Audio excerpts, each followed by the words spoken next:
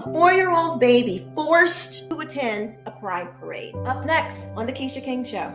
Ladies and gentlemen. That's right, you heard me. So a 4-year-old was forced to attend a pride parade in the United Kingdom. And the mother appealed and she loses the appeal. Let's read the story. So, Christian mom pledges appeal after court dismisses lawsuit over 4-year-old forced to attend Pride March. Court ruled LGBT event was part of a general program to promote equality and inclusivity. A Christian mother in the UK who sued after claiming her 4-year-old was forced to participate in an LGBT pride march at his school without her consent is appealing after court dismissed her case. Izodowa Montague filed a lawsuit with her husband Shane in 2019 claiming the head teacher at Hever's Farm Primary School in Croydon, South London, aggressively informed her in 2018 that her son was not allowed to opt out of the march despite her family's religious beliefs, according to a press release from the London-based nonprofit Christian Concern. She further objected to posters and other books, flags, posters, and other materials throughout the school allegedly promoting the celebration of LGBT behavior to its youngest pupils, 4 years old.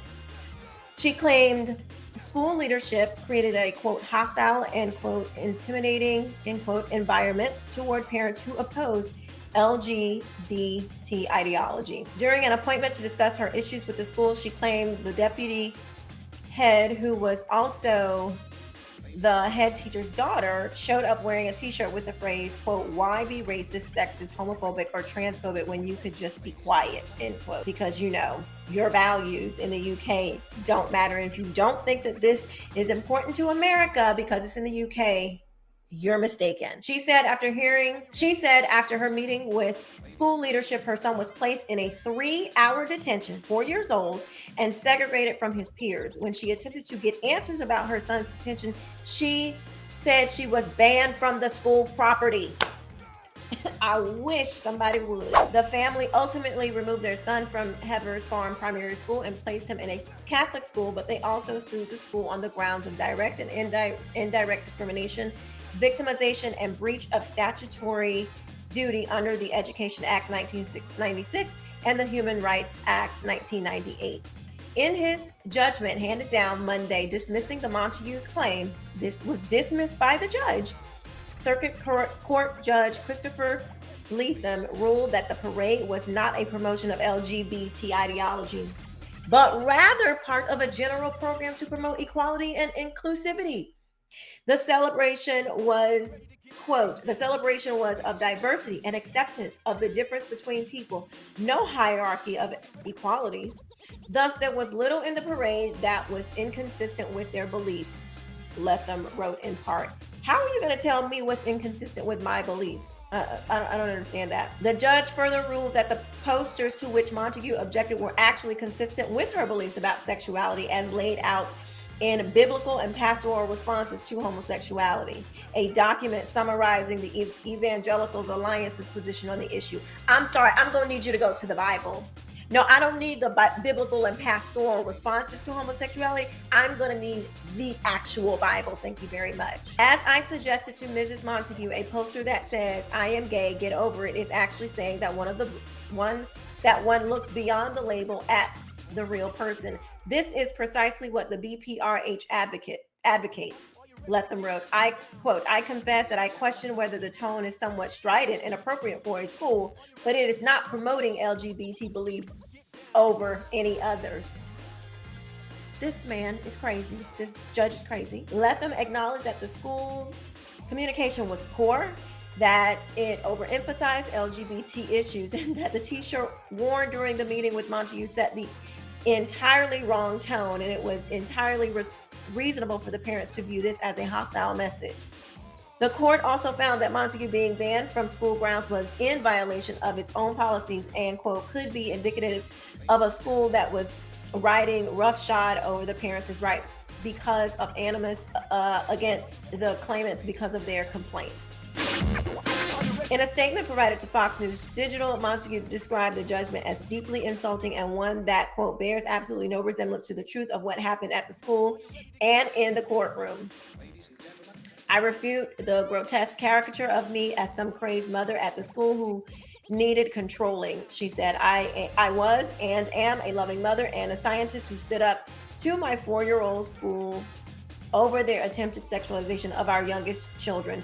Montague characterized the judgment as one that, quote, props up a carefully fabricated defense put forward by the school, which put the thinnest veneer over what they were doing. This is the mom. This is awful. It turns black into white and white into black, she said, basically right into wrong and wrong into right. Throughout this ordeal, it has felt like I and my Christian beliefs that have been on trial. This is not over, and we will appeal this perverse judgment, which has made the evidence fit with the school's agenda. She added that her intention was to protect the innocence of her child and raise him according to her beliefs, and said that the court, quote, appeals to be as ideological motivated as the school. Andrea Williams, chief executive of the Christian Legal Center, echoed Montague in a statement provided to Fox News Digital, claiming the judgment, quote, reads like fiction and bears no resemblance to what actually happened.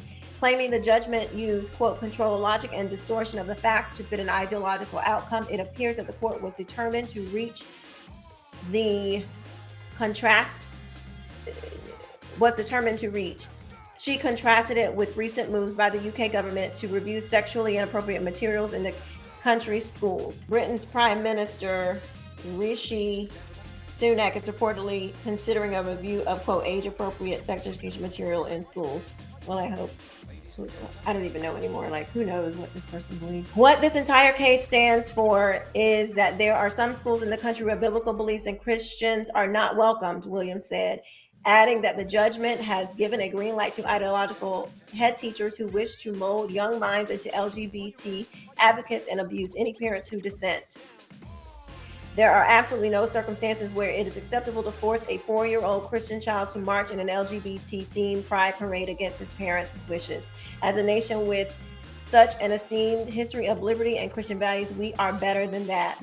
You would think, but apparently not. This is outrageous. This is completely outrageous.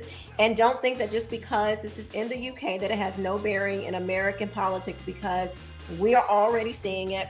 We're already seeing it. They want to remove, they want to make the Bible hate speech already. This is already happening. So hold on to your skivvies, everybody. All the Christians out there who think that they do not need to get involved in politics, here is your proof. Here is your proof right here that you need to be involved in politics. This is unacceptable.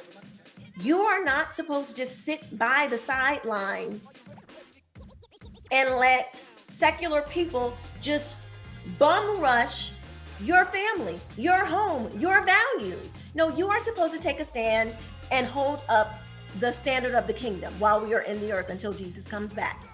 Occupy until I come. That's what Jesus said. Do it. This is not something you can ignore. What do you guys think in the comment section below? Please like, please share this story with other believers who don't think that they need to be involved in politics. I will see you next time. Thank you so much for watching. I love you for watching. Bye-bye. Ladies and gentlemen.